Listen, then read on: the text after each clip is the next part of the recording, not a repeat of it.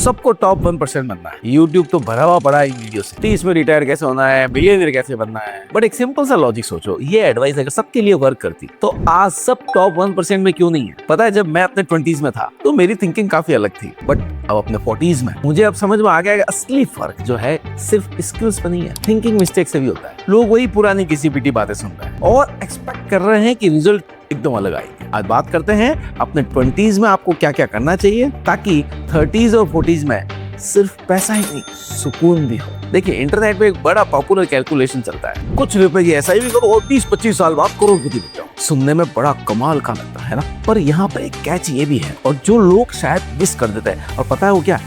Inflation, यानी महंगाई। आज के 1 करोड़ रुपए और 25 साल बाद वाले 1 करोड़ रुपए में जमीन आसमान का फर्क है। 6% इन्फ्लेशन के हिसाब से उस 1 करोड़ की वैल्यू आज के 20 या 25 लाख रुपए के लमसम रहेगी। तो क्या एसआईपी बेकार है?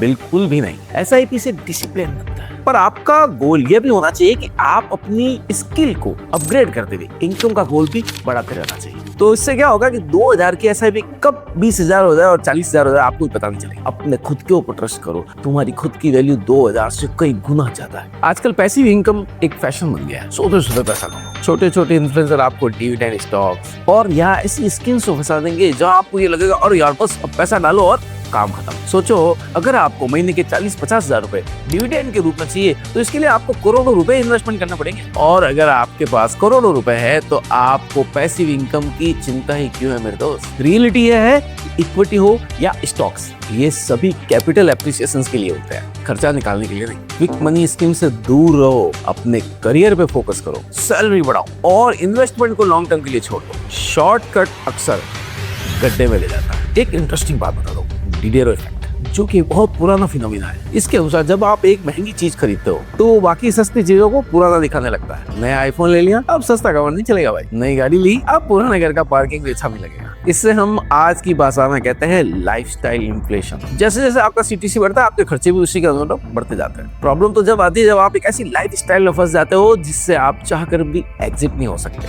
पैसा कमाने का मतलब सिर्फ फ्रीडम होना चाहिए, ना कि बड़ी गाड़ी, बड़ा घर और उनकी बड़ी ईएमआई। अगर आपका लाइफस्टाइल स्कोर हमेशा हाई है तो आप कभी भी फ्री नहीं हो पाओगे। थोड़ा बफर रखो ताकि पीस ऑफ माइंड हमेशा रहे। मैं है ना, बचपन से जब भी कोई स्पोर्ट्स नया सीखने की कोशिश करता था, मेरे दोस्त कुछ नया और लेके आते थे। क्रिकेट सीखता है तो भाई कहता है यार बैडमिंटन खेलो, यार बैडमिंटन खेल रहे यार चलो यार फुटबॉल खेलते हैं। फाइनेंशियल वर्ल्ड में भी यही होता है दोस्त। जब गोल्ड हाइपर होता है तो सारी दुनिया गोल्ड खरीदने के लिए भागती है, और जब सिल्वर का हाइप आता है तो लोग वहां कूद पड़ते हैं। इससे कहते हैं ऑलवेज लास्ट इफेक्ट। आप हमेशा ट्रेंड को फॉलो कर रहे हो, जबकि 1% लोग ट्रेंड बनने से पहले वहां होते हैं। तो सॉल्यूशन सिंपल है, डोंट चेज द ट्रेंड्स। हर एसेट क्लास में इन्वेस्ट करो, gold, equity, mutual fund, bonds, real estate, हर एसेट क्लास में इन्वेस्ट करो, बट अपने पेस के साथ। डिसिप्लिन रखो, बेसिक्स पर टिके रहो। और 1% बनना भी कोई रॉकेट साइंस नहीं है, बस एक माइंडसेट शिफ्ट है। तो remember, consistency with discipline is the key to become the 1%। Come on, repeat with me. Consistency with discipline is the key to become the 1%। I hope आपको ये वीडियो पसंद आया होगा, तो लाइक और सब्सक्राइब तो बनता है, और हाँ, ज्यादा पसंद आ गया तो अपने दोस्त और रिश्तेदारों को जरूर शेयर करें।